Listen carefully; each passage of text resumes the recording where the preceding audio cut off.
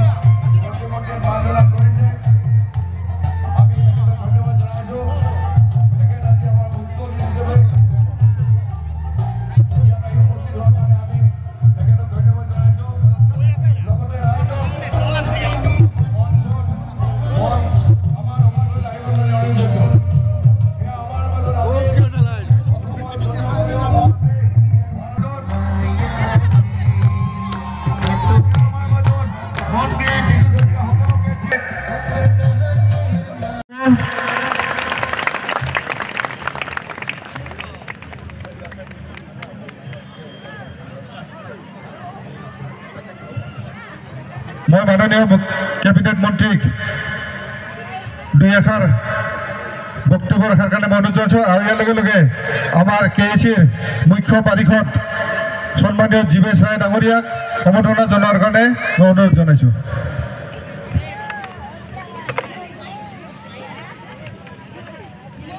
আৰম্ভ কৰোঁ। সদৌ কোচ ৰাজবংশী ছাত্ৰ সন্থা আৰু কোচ ৰাজবংশী সন্মিলিত মঞ্চৰ উদ্যোগত ৫১৫তম চিলাৰায় দিৱসৰ আজিৰ এই কাৰ্যসূচীত উপস্থিত থকা আক্ৰাছৰ সভাপতি সতীশ বৰ্মন ডাঙৰীয়া, বিধায়ক অজয় কুমাৰ ৰয় ডাঙৰীয়া, জীৱেশ ৰয় ডাঙৰীয়া, কমল বৰ্মন ডাঙৰীয়া, প্ৰভাত বৈষ্ণৱ ডাঙৰীয়া,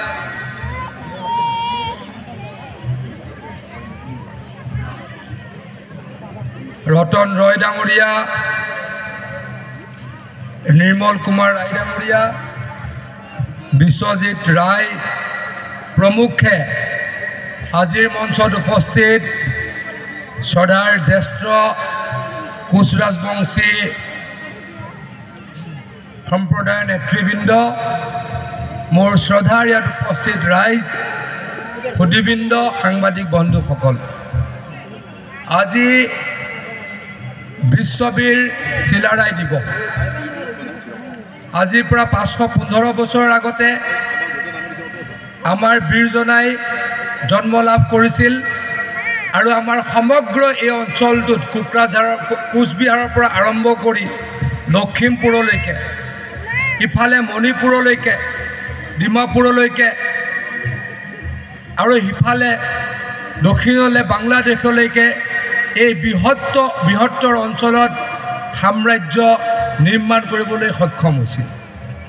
আমি সকলোৱে জানো যে কোচ ৰজা নৰনাৰায়ণৰ তেখেত ভাতৃ আছিল আৰু অতিকৈ যুদ্ধত নিপুণ আছিল আৰু অতি বেগৰে যুদ্ধত অৱতীৰ্ণ হৈছিল কাৰণে তেখেতক চিলাৰায় নামেৰে আমি জানো। যি কি নহওক, আমি সকলোৱে জানো, আকৌ কৈছোঁ, 1510 খ্ৰীষ্টাব্দত শুক্লধ্বজ নামেৰে জন্মগ্ৰহণ কৰা চিলাৰায় আছিল কোচ সাম্ৰাজ্যৰ প্ৰতিষ্ঠাপক ৰজা বিশ্বসিংহৰ পুত্ৰ আৰু ৰজা নৰনাৰায়ণৰ কনিষ্ঠ ভাতৃ। এই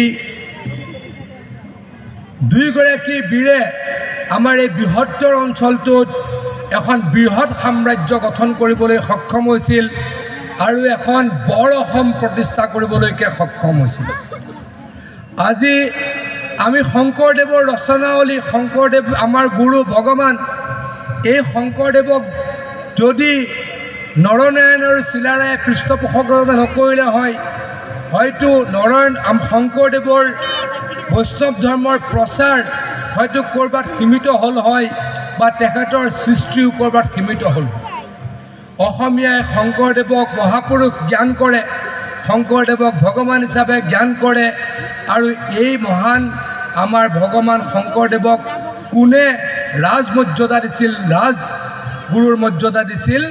নৰনাৰায়ণ আৰু চিলাৰায়ে।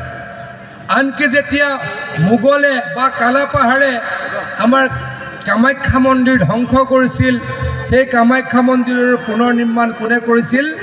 মহাৰাজ নৰনাৰায়ণ আৰু চিলাৰায়ে। গতিকে শ্ৰদ্ধাৰ ৰাইজ, চিলাৰায়ে আমাৰ সমাজখনক এনেকৈ দিক নিৰ্দেশন কৰিছিল, আমাৰ সৌৰ্য বীৰ্য পৃথিৱীত প্ৰতিষ্ঠা কৰিছিল। সেইকাৰণেই আমি চিলাৰায়ক আমি বিশ্ববীৰ হিচাপে আমি জানো আৰু বিশ্বই জানে। আপোনালোকক মই জনাবলৈ পাই সুখী হৈছোঁ, ইংলেণ্ডৰ বিশ্ববিখ্যাত ইতিহাসবিদ আৰ্নল্ড টয়ন বিয়ে বিশ্বৰ ইতিহাসৰ 3গৰাকী সেনাপ্ৰধানক বিশ্বৰ সৰ্বকালৰ সৰ্বশ্ৰেষ্ঠ সেনাপ্ৰধান হিচাপে তালিকাভুক্ত কৰিছিল। এই তালিকাখনৰ দুজন আছিল মাৰাঠী বীৰ ছত্ৰপতি শিৱাজী মহাৰাজ আৰু বিশ্ববিখ্যাত বীৰ নেপোলিয়ন বোনাপাৰ্ট। তৃতীয়গৰাকী আছিল আমাৰ কোচ ৰজাৰ সেনাপ্ৰধান বিশ্ব মহাবীৰ চিলাৰায়। গতিকে অলপ কথাষাৰ আমি যদি চিন্তা কৰি চাওঁ, ইংলেণ্ডৰ বিখ্যাত এগৰাকী বুৰঞ্জীবিদে পৃথিৱীৰ 3গৰাকী যুদ্ধবিদক বা 3গৰাকী ব্যক্তিক অতি বিশিষ্ট বা সৰ্বশ্ৰেষ্ঠ সেনানায়ক হিচাপে উল্লেখ কৰিছিল। তাৰে ভিতৰত আমাৰ শ্ৰদ্ধাৰ আমাৰ পাতা আছিল। আৰু লগে লগে মই যেতিয়া কামনা কৰি মোৰ বক্তব্য সামৰিছোঁ। নমস্কাৰ, ধন্যবাদ। মাননীয় মন্ত্ৰী মহোদয়, মই আমাৰ এখন মেগাজিন আছিল, মেগাজিনখন উদ্বোধন কৰাৰ কাৰণে মই অনুৰোধ কৰিছোঁ। আমাৰ মেগাজিনৰ সকলো বিষয়ববীয়াক আগুৱাই আহিবৰ কাৰণে মই অনুৰোধ জনাইছোঁ।